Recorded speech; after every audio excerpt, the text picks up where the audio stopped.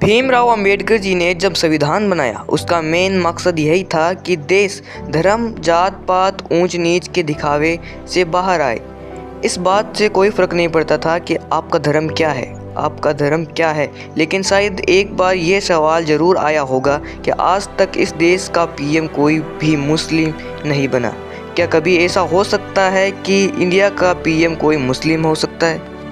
वैसे राहुल गांधी जी ने इसका जवाब दिया है, लेकिन मैं आपसे कहूँ देश का पहला पीएम ही एक मुस्लिम हो सकता था, लेकिन महात्मा गांधी जी के वजह से नहीं हो पाया।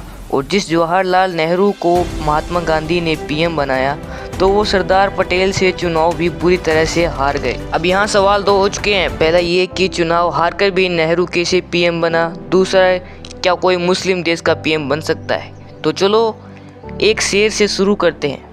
बात हो या ना हो, बात यकीन की है, हमारे जिस्म की मिट्टी भी इस ज़मीन की है। चलो अब आज़ादी से पहले चलते हैं। साल 1939 से 40 का था। मुस्लिम लीग अलग देश की मांग करने लगी थी।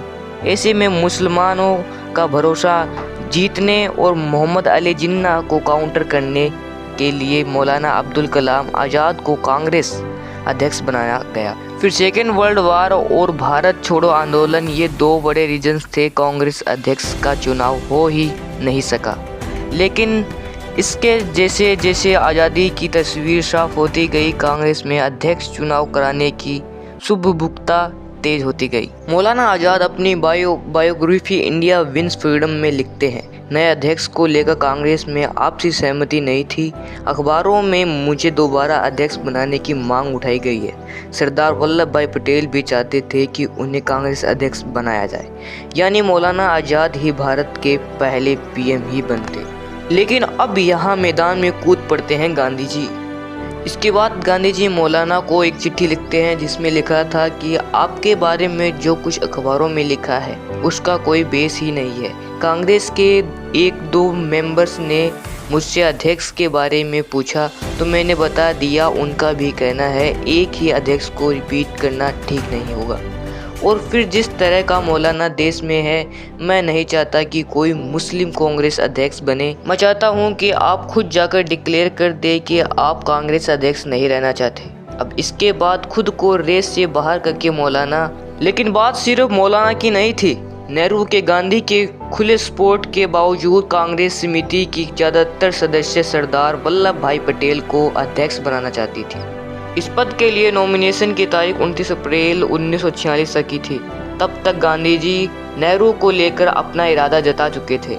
अब यहाँ महात्मा गांधी का मानना था कि इसमें अकेले जवाहरलाल नेहरू अंग्रेज थे और अंग्रेजी हुकूमत को वे पटेल से बेहतर तरीके से हैंडल कर सकते हैं। उन्हें पता था कि भारत बहुभाषी बहुधार्मिक देश है। उन्हें लगता था कि पटेल का किसी एक धर्म के पास झुकाव है और इसे आगे चलकर मुसीबत आ सकती है। और फिर 15 अगस्त 1947 को वे भारत के प्रधानमंत्री बने। भारत के इतिहास में ये पहला मौका था जब कोई मुस्लिम पीएम पद के इतना करीब था। हालांकि इससे पहले मोहम्मद अली जिन्ना को अनडिवाइडेड पीएम बनाने की बात चली थी। और फिर कैंपबेल जोन्स अपनी किताब माउंटबेटन में लिखते हैं कि 31 मार्च से 4 अप्रैल 1947 के बीच गांधी ने माउंटबेटन से 5 बार मुलाकात की। गांधी ने माउंटबेटन के सामने प्रपोजल रखा कि मिस्टर जिन्ना को सरकार बनाने का मौका देना चाहिए। अगर जिन्ना ये प्रपोजल मान लेते तो कांग्रेस को भी उन्हें खुलकर सपोर्ट करना चाहिए। माउंटबेटन गांधी का प्रस्ताव सुनकर चौंक गए। उन्हें गांधी से पूछा, इस प्रस्ताव पर क्या कहेंगे जिन्ना? गांधी कहते हैं, जब जिन्ना को पता चलेगा कि ये प्रस्ताव मैंने दिया तो उनका जवाब होगा, उस साथी गांधी ने